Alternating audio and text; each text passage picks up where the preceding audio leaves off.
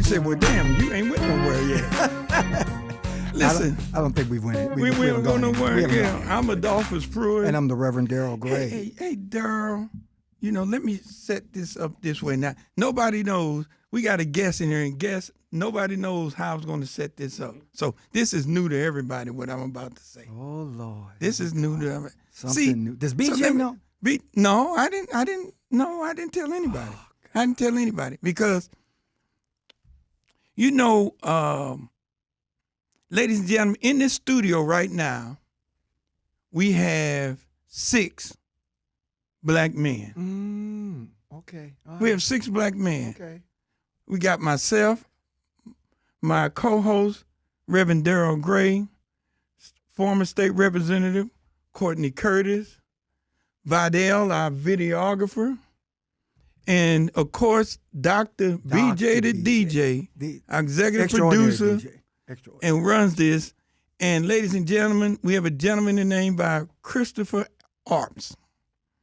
And I said all of that to say that, there's been this, Darrell, there's been this thing that's been in the air that says that we as black people, black men, as black people, especially as black men, cannot sit around a table and have a professional discussion and have different perspectives, different viewpoints, and not have to shout, cuss, fuss, and do everything to change anybody's mind or just to say, hey, here's where I'm at, here's where you. And I said that we're going to this experiment today. I call it an experiment. Okay. We're going to see if we can make that happen because this is a room, ladies and gentlemen, in the studio, we have 6 professional African-American men who all can stand on anything that they standing on. Am I right, Darrell? No, I agree with you 100%. I mean, I liken this then, Adolphus, to a barbershop conversation. Mm-hmm. When you get in the barbershop and what happens in the barbershop, what says in the barbershop stays. Now, this time I know it's going to be a little bit different because what we say is going to go out to thousands and thousands of people. But I agree with you. I think that for too long, there's been this misnomer, this stereotypical thing out there that we as black men cannot sit down and hold our own, as you said, and have intelligent conversations and agree to disagree without somebody leaving, as Peter would do, with somebody's ear cut off. Yeah, because I ain't a Cowboys fan. Don't do that. Don't see. Well, that's taking it somewhere different. See. Wait a minute now. Wait. Brother Christopher, now that's taking it somewhere different. Now, see, now you showing off. The point I'm getting at is you can have another favorite team. But but not Cowboys. I'm not a San Francisco Giants fan. I ain't a Cubs fan. But ladies and gentlemen, let's start it this way. And let me preface. He was doing good until he did that. No. You know what? Unfortunately, if you go to the grocery store, folks will tell you when you pick up a product, look at the back of the label. Right. You got that? Look at the label. And the label may have this ingredient, that ingredient. They said that ain't no good. Get the other brand because it don't have this. Right. It don't. And when you look at it, both are pork and beans. Cans of pork and beans. Beans. Yes, what I'm talking about, or corn. But so we're gonna try to get rid of labels too. But I guess Christopher Arps is a member of Project 21 Black Leadership Network. He's a managing partner with the public affairs and communications consulting firm Red Tail Strategies, LLC, and he's the co-founder of MoveOnUp.org. He's the afternoon co-host of the Tim Jones and Chris Arps Show on News Talk STL 101.9 and 94.1, and you can follow him on Twitter and all that sort of social media. And Chris, here's what I want to ask you, because and I'll just let you in on the secret. Sure. My co-host is he believes in progressive policy. Sure. And he and I, boy, be at it. Because I tell him, when I tell him progressive, I say, wash your mouth out. I'm progressive. And so, but we have that great discussion. Am I right, Darrell? You're absolutely right. And And we invited you here, Chris, because there are black folks would say, I've got, every time I look at Twitter and stuff like that, black folks say, what you mean black conservatives? What the hell is a black conservative? And this and that, how can they exist and all this other stuff? So, ladies and gentlemen, Chris, if you don't mind me putting a label on you, but you are a black conservative. Yes. And so what we're going to do is have go ahead. What you said? Are you at least a compassionate conservative? I think that I am compassionate. It all depends on how you want to define that. We're going to get into that. A compassionate conservative could imbue a lot of progressivism that I may not agree with. Okay. But my point is that whatever the label is, it's a label that he's going to define. Right. And that's what, and because somebody can say I'm a liberal Democrat, and I would say that I think you're a moderate Democrat. I think you're more. Man, I'm all over the place. I'm all over the place. Chris, Adolphus is actually I think he's a conservative Democrat. Yeah, I'm all over the place. Well, I'll tell you. First of all, I want to go ahead. I want to thank you both, gentlemen, for having me on the show. This is a real pleasure and honor. And also want to say that I am a Dallas Cowboys fan. I am from East Texas. I was born and raised a Dallas Cowboy fan from the earliest years. I'm not a bandwagoner, so that. Tom Landry, Billy White Shoes. I go back to those. Okay, all right. So, go ahead. I always say whenever I'm debating anyone, black, white, liberal, or conservative, I always like to start off with saying that I am not your enemy.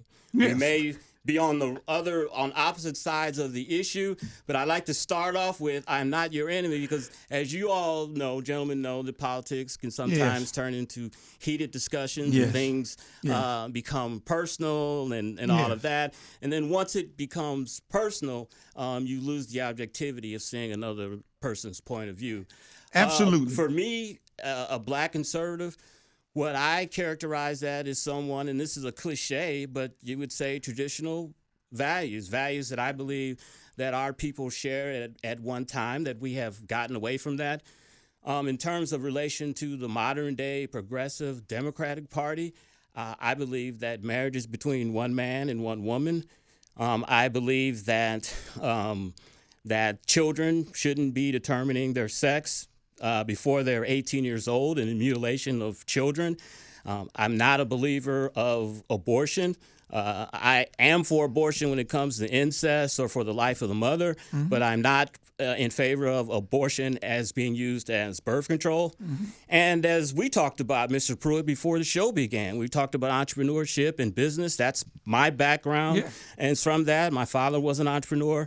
And so the Conservative Party, which Republican, those associated with that, is more aligned with entrepreneurship, lower taxes. And that's where my beliefs lie.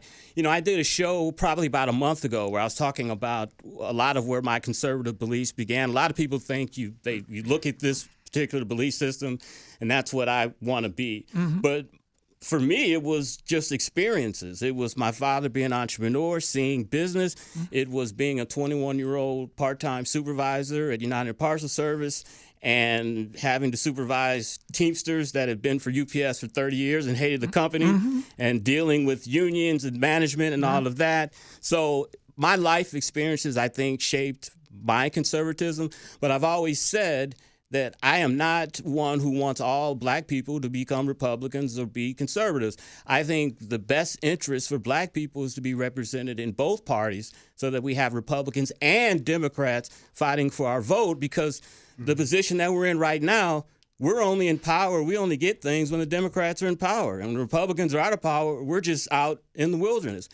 Have these two parties compete for your vote.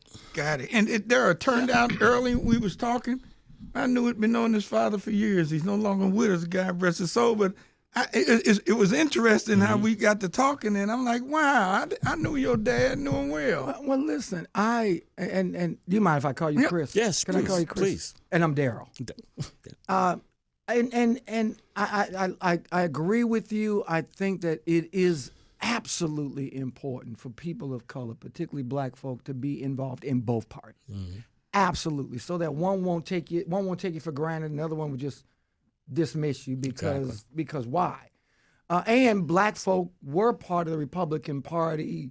You know, they were Lincoln Republicans, and then turned into Roosevelt Democrats. And so I get it. I don't necessarily think that, you know, when you talk about traditional values, I don't think that it necessarily belongs to any particular party, because I know Democrats who believe in a lot of what you just said. Marriage between a man and there are Democrats. Believe it or not, there are Democrats who are all over the place. There are. Now I know most Republicans probably are not, but you've got Republicans who are LGBTQ plus. Sure. You've got Republicans who are pro-choice, and I don't think they're not the predominant. What's the word I'm looking for? They're not the majority. Sure. But I think in every party, you have folk who are on the peripheral because of personal. You might have a family member or a situation. It's personal. Sure. It's not political. It's personal. And so the reality is that I can sit here as a progressive who disagrees with everything you just said. I'm on the total opposite, but we're going to have to put a pin in that for a minute because we got to take a break. And we're going to come back, Chris, and we're going to talk about... Yeah, because he said progressive. We need to take a break. Listen, ladies and gentlemen, we're going to take a quick break. And Pruitt is in the middle. He's going to moderate this. And we're going to be back with more of Point Blank.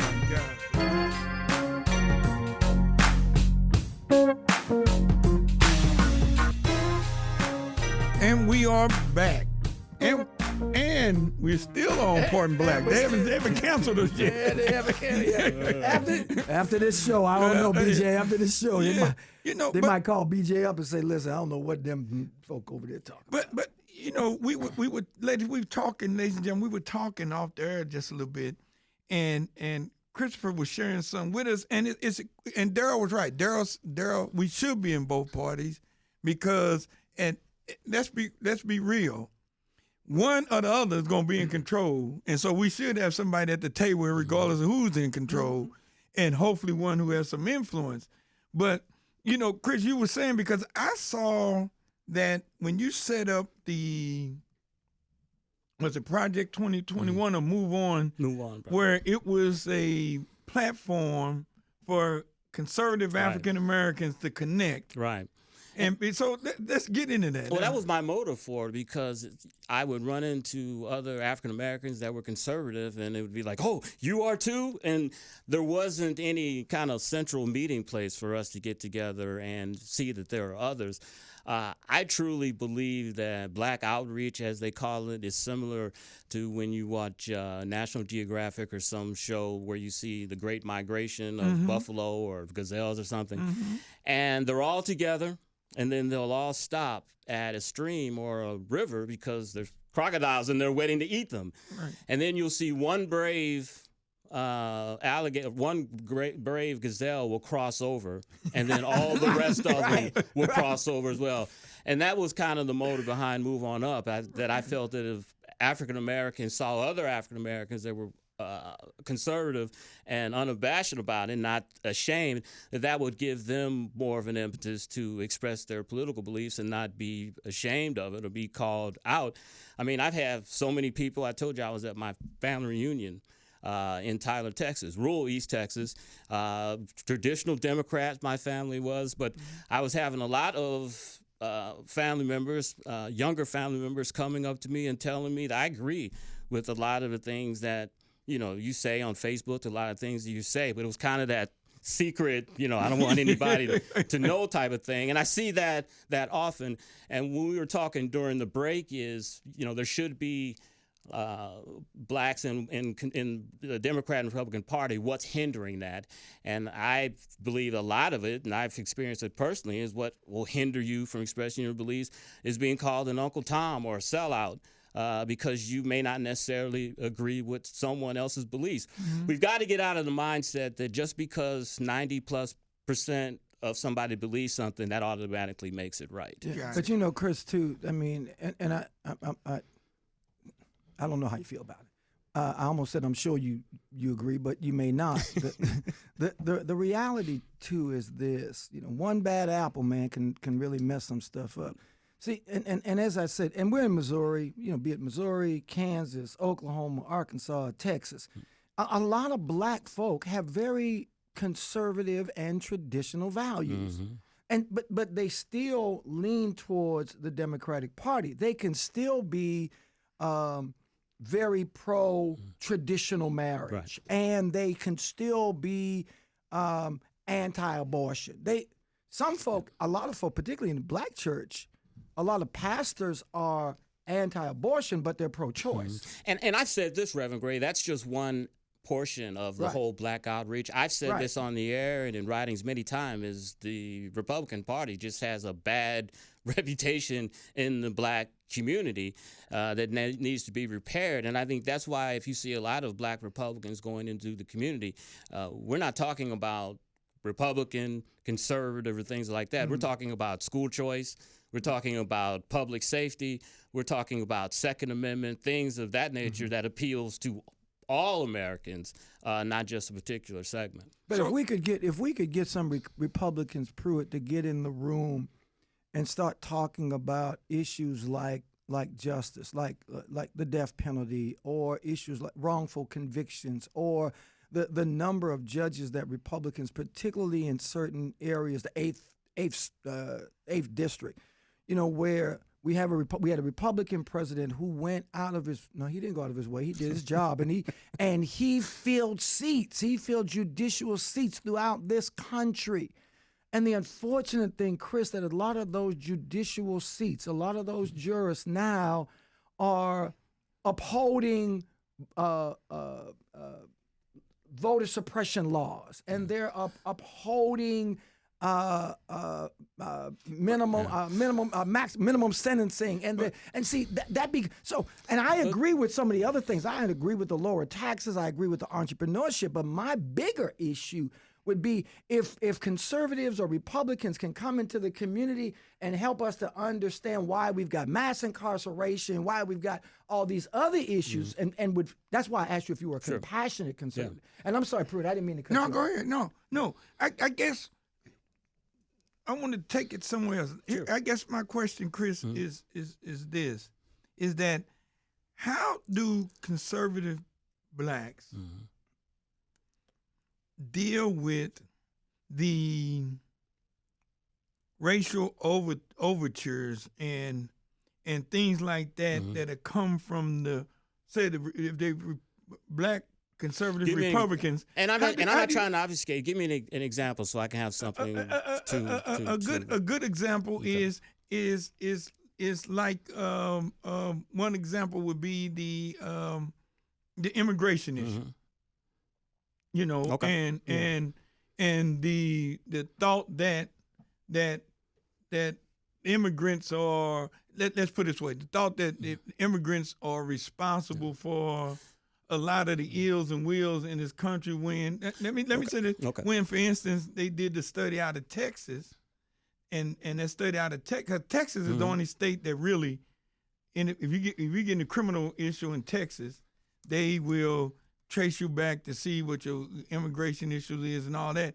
And it came back that in Texas, the study came back that they were American citizens that would. I think the issue there is that the border is open. I think we both will agree with that. And I think the issue people have that if the border wasn't open, an illegal immigrant killing an American wouldn't happen. And because it's open, one is too many. I think that's the real issue, that if the border was closed, there wouldn't be these immigrants killing Americans, even if it's one, maybe if it's few, maybe if it's not representative of the community as a whole. They shouldn't be in the country from the get-go. I think that's the issue. Also, I mean, if you look at city hall meetings in Chicago, New York, these other cities, African Americans are not pleased that illegal immigrants are coming into the country and getting $4,000. I just talked about this on the show yesterday, that the mayor of New York City is giving illegal immigrants $4,000 housing vouchers to find permanent housing. I don't know how far $4,000 is going to go in New York City. Not that much, but 150 times $4,000, that's a sizable amount of money. New York City has spent $1 billion housing illegal immigrants. But Chris, we're Putting them in country of hotels. immigrants. We're a country of immigrants. Hold on, We're a country of legal immigrants, not well, illegal immigrants. hold on, but You have to come into the country legally. If you don't, all you're doing is sending a message to the world to come into this country and I legally. support legal immigration because we won't. Yeah, I'm all for I support reforming the system, but before you reform the system, you've got to stop the flow of illegals coming but to this country and stop giving an incentive. But Chris, no, what I was trying to get at, the example I was making was that, and I'm glad you said that, like the ones in Chicago and other folks, black folks, but those black folks are not conservatives. And they're not a part of. And see, I don't want. Yeah. You understand what I'm talking about? They're not.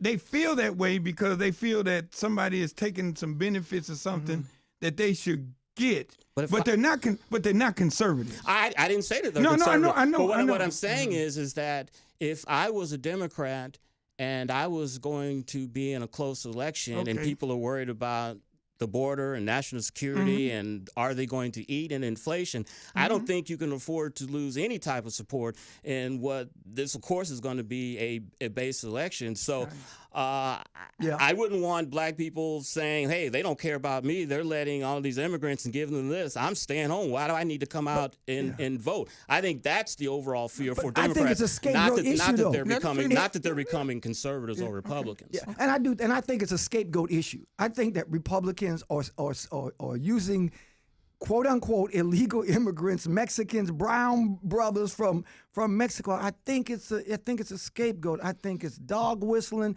I think that what you're doing, you blaming somebody for crime in America. Let me finish.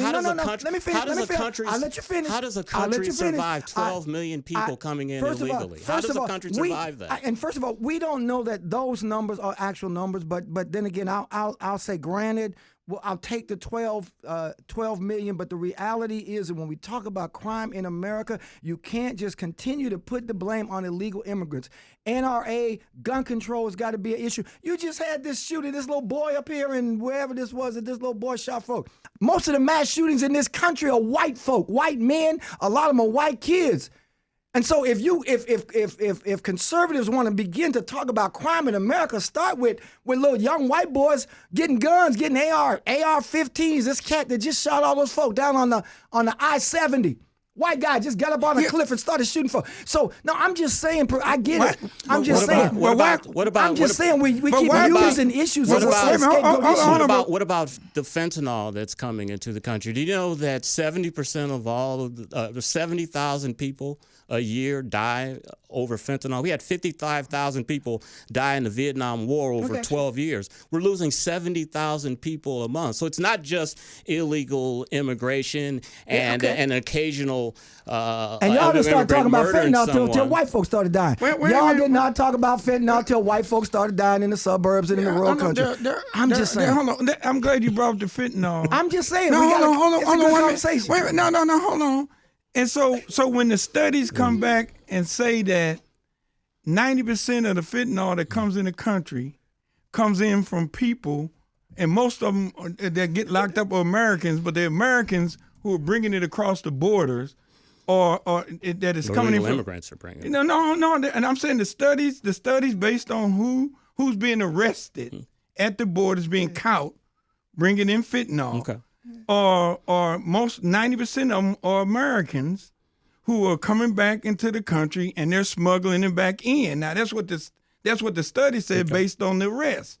So it's not so I'm not saying illegal immigrants don't bring it in, but those are Americans. And then they said the other group, the smaller group that's bringing it in, are people who legally can come in even if they're not Americans. Mm-hmm. And so they saying that's where the fentanyl piece is happening. But I guess what I'm getting at is, but there my question is what's wrong with conservatives feeling that immigrants are an issue and non-conservatives feeling that they're not an issue? What's wrong with people having a different perspective on that? I think it only becomes a problem when that perspective impacts or guides policy. Yeah. And when it guides policy, now it is becoming a tool that and it that is can be about, used. and it And is I about think- you understand solution. what It I'm is talking about, about? but it is about solution. It is about creating policy, and I do agree. And I'm listen. I respect Chris. I respect his views, and I will die. I will fight for his right to have his views, just like I'm sure he would fight for mine. We just disagree, and I agree with you, Pruitt, that at the end of the day, it's not painting this brush, be it immigrant or fentanyl or this or that. It's at the end of the day, what are we doing in a just way, in a fair way, to address some of these issues? If we're talking about immigration, then is the answer a border, or is the answer helping Mexico in our foreign policy to do better, so that Mexicans can stay in Mexico and they don't feel they have to flee? And the bigger issue for me, Chris, is not the illegal immigrant, because I do agree we need to have legal immigration, and the laws need to be adhered to. So we agree on that. I think with the conservatives, what I disagree with are candidates who say we're going to get a big net and we're going to round up all of the quote unquote illegal immigrants and their children, and we're going to send all of them back to Mexico. Those are the kind of issues. Why are they quote unquote illegal immigrants?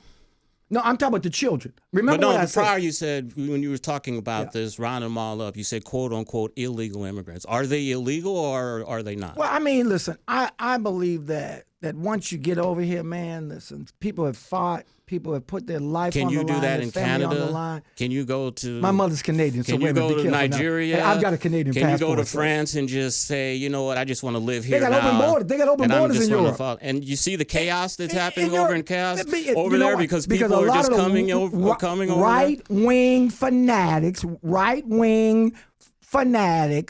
in Europe. These white-wing fanatics are saying that little girls are being raped and are murdered But they're by not these saying illegal it. But immigrants. they're not saying it when their own citizens. Wait, listen. No, wait a minute. We're not going to sound immigration on this show. No, but what he's saying is, but I'm following what he's saying. No, but I'm following what he's saying. I want to be clear. No, hold on, Daryl. What I want to make sure of is that what he says and feels about immigration and what you say about immigration, when this show is over with, it's going to be the same. So I just don't want to spend a ton of time on it because it's going to be the same. And the people listening going to have the same opinion. Would you agree, BJ? But my point was not the immigration point. My point. I agree. Here's what I'm going to say. Yeah. Why are we stuck on immigration when we have kids dying at school? That's my point. Why won't anybody address the factor that we cannot send our kids to school and they feel safe? This is the United States of America. We can chew gum and walk at the same time. We can address both of those issues. But the point that I'm trying to make is that we spend so much time talking about illegal immigrants. Yes. But nobody is really addressing that these schools are getting shot up. They will not come out and say, we need to change our gun laws. Right. They won't. Nobody will say that. So we are putting gun laws over our children's lives. How come every time that there is a major shooting and they look into the person's background, that the gun was purchased legally, or this happened, none of these gun laws that are on the books would have affected any of these gun shootings? We have people that have mental problems, mental issues. Taking away legal people's guns, that's just not the issue. But we're not saying that. But ultimately, to be honest, if you are a gun violent person and the guns are the issue, ultimately you want to confiscate and take people's guns away from them, and the only people who have guns are the police or the army. That's your ideal solution to, if you're going to stamp out any type of gun violence, you have to take people's guns away from Don't take mine. Don't come and get mine. I'm gonna tell you right now. You come and get mine. You don't really have to take people's guns out. You All don't. I'm saying is, how is it that a person can go and get a long barrel gun under 21, but I got to be 21 or over to get a short barrel? That's an issue that you have to take up with your state legislature. Well, I'm serious. No, That's but, it. That's but, if you have to want to change the law, if that's the law, and Chris, you have you're to right. take that But up. Christian, but listen, and you're right about that. People who own guns legally, people who are not abusing guns, people who are, nobody is saying that. Listen, I did 5 years U.S. military. My dad had guns. I have no problem with legal owners having guns. Our problem is when we talk about it, and that's why I said it, Pruitt, I didn't want to just focus on immigration. Yeah. I said earlier, immigration has become a scapegoat issue. And there are other issues that we need to be talking about in this country. So we can't blame every immigrant for crime when we got a lot of homegrown. And so that's all I was saying. Yeah, I'm just saying, but there's a lot of black folks feel like him who are not conservative. They're Democrats, but they feel the same way. And illegal immigration. Yeah, I'm just saying they feel the same way. And one last point. Illegal immigration also brings down local wages, especially in entry-level jobs that African-American kids and teenagers start. Black jobs. Where they start in these jobs.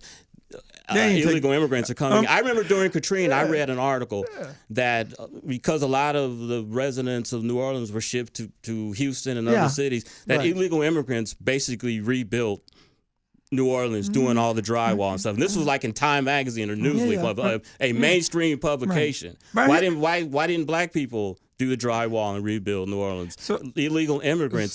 That's why, I mean, it's great to be compassionate and everything on illegal immigrants, but they're coming in, they're taking our jobs. But I don't listen. You don't want to pick no tomatoes. You don't want to pick no cucumbers. You don't want to pick no lettuce. Reverend Gray, you want to do that. Reverend Gray, if I had to pick tomatoes and watermelons to survive and to pay my bills, I would do it in a heartbeat. But hold on, but BJ just made a point. Come on, BJ. BJ said, why are we spending so much time on immigration and not talking about the guns in school? And we just did it here. No, we're talking about economics. No, we're still talking about immigration. What I'm getting at is economics. Here's what I was trying to get at, and I'm gonna go back to where I started before we got to immigration, because I use that as an example of what I'm just trying to get a feel for African American conservatives within the Republican Party.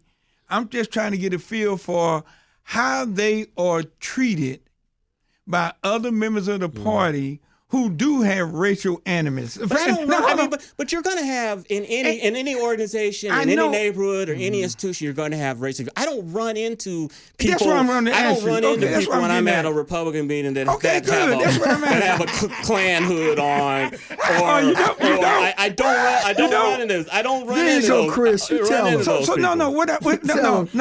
What I mean, let me go by. I'm not talking about extreme like Klan. Let's give example. There are many issues a part of Project 2025, which we believe on our side, that are full of racial animus. Give me one, please. The big one is eliminating the Department of Education. The Department of Education was started in 1977 under Jimmy Carter. Yes. You look at all school boards around the country; they're all local. They're locally elected and all of that. Yes. Most of the money, they've done studies that the Department of Education spends doesn't filter down to local school districts in education. All the Title IX does. It's within the bureaucracy. That's where the money gets spent on all education. The Title IX. So conservatives argue that there really is no need for Department of Education. If you're going to spend that type of money on a department, then give it in block grants or give it back to the states, give it back to the local areas, let them spend the money. That's what they mean when they want to get rid of the Department of Education. Hold on, Darryl, but there's two aspects of the Department of Education, what I'm specifically talking about when I'm talking about racial animus.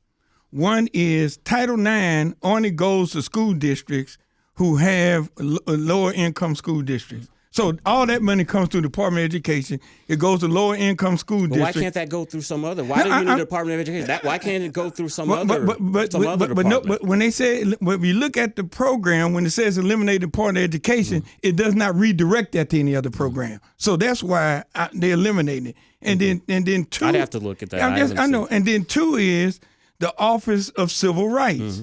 So those folks who investigate school districts to ensure that we're not turning the table back on Brown versus the Board of Education.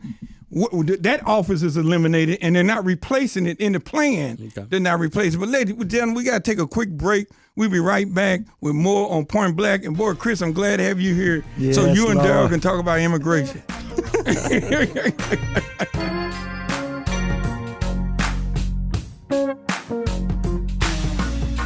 And, you know, we were talking about the things about Project 2025, and I mentioned the education. Then the other thing is the other two things, but the one is the elimination of early childhood, subsidy for early childhood education. And again, and this not just impact black folks, it impact everybody who's not making enough money to pay for it. But we know that, and when you talk about the black population, that is a critical piece. So when you start talking about eliminating early childhood education, don't you think that impacts black people more than it does anybody else? Studies have shown that children that are enrolled in Head Start, by the time they get to first grade or below, all of those gains have been erased.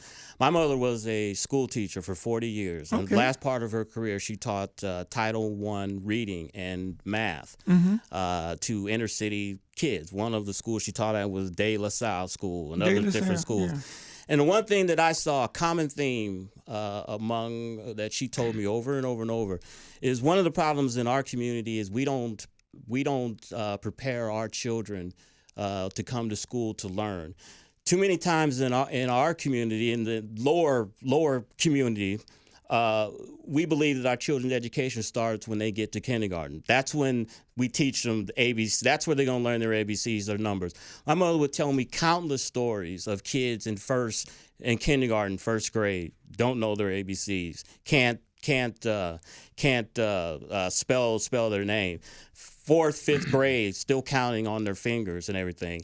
And they weren't prepared. They weren't read to before they came to school. I mean, that's what my mother did with me. She was teaching me reading way before. I was way prepared for my education before I got to kindergarten.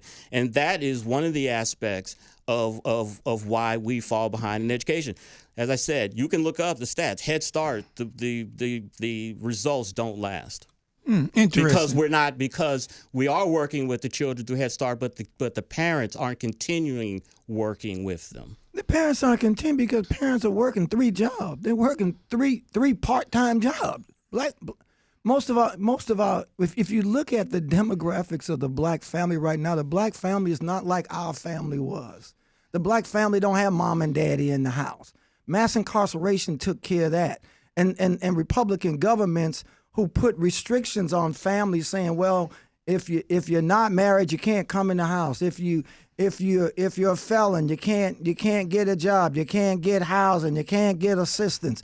I mean, all these as a result of Republican policy. So Chris, I understand what you're saying, but the traditional black family does not exist by and large anymore. And so when we talk about, you have to have a tradition. What's so untraditional about wanting your children wanting to see your education? I'm talking about opportunity. In their education. I'm talking about opportunity. I'm talking about the fact that people's ability. We're talking about ability now. We're talking about ability and opportunity.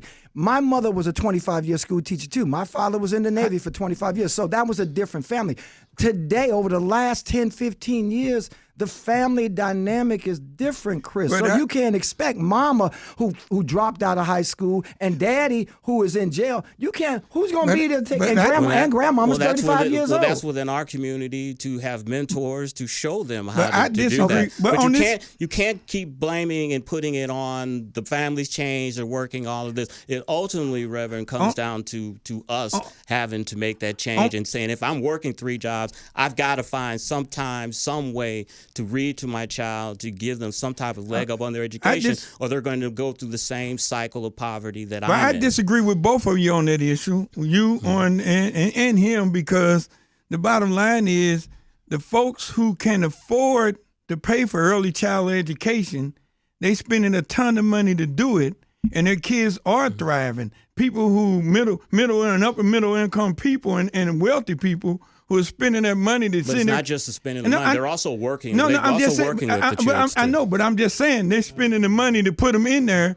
to get them ahead, and they're getting the results that they want out of it. They wouldn't be spending the money to do it. So I disagree, and I think I agree with Roland Fryer out of Harvard, who basically said that they did some studies, and he says we went to some of the worst schools, and we did these things, and it turned them around. We didn't do nothing to that household. What we did was turned around how we educated kids in the school. But this last thing I got on 2025, I think that really impacts African Americans in a way when we start talking about work requirements for Medicare. Can you imagine somebody and putting a cap on it? So you can imagine poor black people who already are at a disadvantage from health care. Now you tell them they 50, 60 years old, could have a disability, and you're saying the only way you can use your Medicaid is that you got to work 20 hours a week to qualify for it.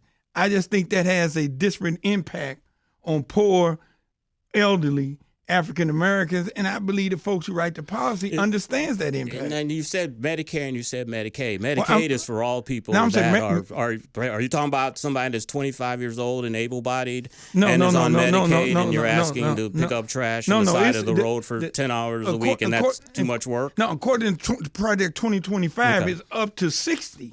Okay. It's up to 60 And years that's old. Medicaid. That's Medicaid. Okay. Yeah, up to 60 years old. And so it's like, and it reminded me of the work requirements they came up with when they were talking about people on welfare. Yeah. Their thing was, we're giving them free money and this and that. They need to have work requirements. And again, a lot of that stuff comes, I believe, from the studies and stuff we've seen, that a lot of it is based on some sort of racial animus. And what I mean by racial animus is that we believe we're doing too much for black people. They need to pull themselves up by the bootstraps. And then the last thing is on the judicial system. And I never forget this. I'm glad you mentioned fentanyl earlier. I never forget this. When crack and stuff was ravaging the African American community, the methodology for dealing with it was to go in there and be hard on crime, lock them up, throw the key away. Mandatory minimums. This was Joe Biden, Hillary Clinton, and Bill Clinton. I don't care policy, who. right? I don't care who it was. But they're the ones that implemented. I'm talking about the judicial system, though. I'm not But talking Joe about Biden and Hillary Clinton, they're the ones that said that black men are predators. But it's the judges. But they didn't institute mandatory minimums. But I can't let them get away with making this kind of statement. Listen, Daryl, no, because see, you all are still pointing at the wrong people. It is the judges who are making those decisions. We said that earlier. Okay, so I'm talking about the judges. I'm not talking about the elected. I'm saying the judges is the one who was doing that. So then I never remember when fentanyl began to ravage the white community, and it was amazing how the judges and stuff would make decisions that this guy who was breaking in houses to sell the stuff to get some fentanyl. Out in these rural white communities, say, well, they need treatment, and they would give them not the same sort of sentence that folks were getting with the crack. And so I just believe there's racial animus in them making those sort of decisions. And so my question is, as a conservative, do you all see it the same way, or am I just making this, or am I being too democratic? Look, I think that you can find anecdotal situations and say that this is the system as a whole. Okay. I don't think that it's systematic in that sense. Getting back to, if you remember, 3 strikes you're out, that was Bill Clinton. That was the Clinton administration. That was Joe Biden, the famous clips of him talking about, throw away the key for drug dealers and all of that. So you try to paint Republicans, conservatives as racist in some of the way they're handling the judicial system. I just want to remind you that Bill Clinton and the Democrats were for welfare reform. Bill Clinton and the Democrats were for 3 strikes you're out, and now that was what caused all the havoc in the community. But we protested. Just to be honest, we protested against it in regards to where it came from. Exactly. So I'm talking about. So do Democrats and mandatory minimums started back in 1790. So mandatory minimums did not start with the Clinton. So the if Democrats you understand your history, mandatory minimums started in 1719. Okay, it goes way back. So the Democrats have some maybe hints Yes, of, yes, of we got racism. we got some within racial. them? Okay. Yes, we got some racist Democrats. Racist Democrats, of course. All right. 'Cause you're painting the picture that how can you be in this party with all these Ku no, Klux I didn't say that. Klansmen No, and I all didn't say that? that. And while we the didn't say Democratic that. Party is the No, pure no. party. We got some and- Klan. We got and some Klan they in our love party. We got us some and Klan in all our that. No, party. Chris, let's be fair. Chris, we got some Klan in our party. No, hold on. Let's be fair. What I asked you was I was asking you about your experience in the party as a black conservative, and I was asking you to inform me. I have not seen any nooses or any. I was asking you to Oh, inform you didn't go to me. January 6th. You didn't go to January 6th. I Oh, did not. Because there was some nooses in January Yes, 6th. yes, but they were trying to hang white men though, and on January. I guess 6th. you got a point there. You got a point there. You got a point. So it's interesting that the issue of blacks being conservatives, that while we have different, we see things through a different lens, Right. but still at the end of the day, reason why I asked that was because at the end of the day, we all are black, and those folks who are against black folks, they're against you, me, Right. and everybody I else. agree with I mean, that. I don't think that they're not, and so that's why I asked the Right. question, because at the end of the day, we can be on different sides of the fence, but there's some people coming up the street. Right. They don't care which side of the fence we Don't on even care. when they look like us, when we Right, look like right. we look, and so that was, I think what it is for me is I think you and I and Reverend Gray, we all want to see black people prosper and advance and be the Right. best that we can in this country, and we want equality, we want justice, we want fairness. I think we just have two different roads that we want to take to that destination, and I think black conservatives will look, you've had a track record for 50 or 60 years now, and the record that we're seeing is a community that is in despair, that's in devastation. What you've advocated for does not work. It is not working. Why don't we try another direction and try to work together in that different direction? But if we got to wrap up, and my last question before we wrap up, Daryl's going to take us out. But are conservative blacks within the party pushing for policies and issues that'll do exactly what you said that the other folks haven't been doing for 50 years? Yeah, I mean, that's why I say Okay, black okay. people, conservatives, we talk more of the issues more than issues that appeal to all people. Got it. Well, Daryl, you going to take us out of here? Yeah, it's been a good conversation. Great I think at the conversation. end of the day, we said in the beginning we're going to agree to disagree. But I think that the conversation and the dialogue is absolutely. important because we get to understand each other. And that's what we do on Point Black. Listen, remember, continue to follow us on all of the social media sites. Just go to Point Black STL, type it in, Google it, you'll find us. And stay tuned, and we'll see you again next week on Point Black. Thank you.